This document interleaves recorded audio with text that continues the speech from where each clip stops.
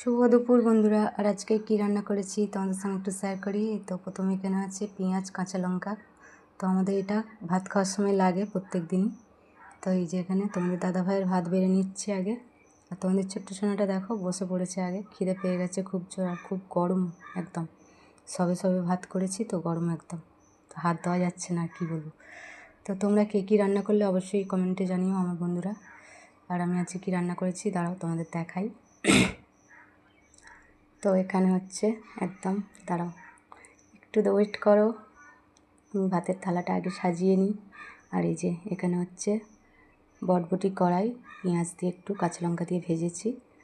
আর এখানে হচ্ছে এই যে একটু মাছের ঝোল আছে, আলু আর বটবটি দিয়ে করেছিলাম, দুটো পোনা মাছ ছিল। আর এখানে হচ্ছে একটু ডিমের তরকারি। এই যে তোমাদের ছোট্ট সোনা দুটো খাবে, মাছ খেতে চায় না। আর এখানে হচ্ছে একটু চাটনি, লাশ পাতের চাটনি।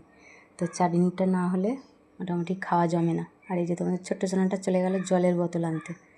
আর এখানে হচ্ছে পাঁপড় একদম লাস্টে, দেখতে পাচ্ছ।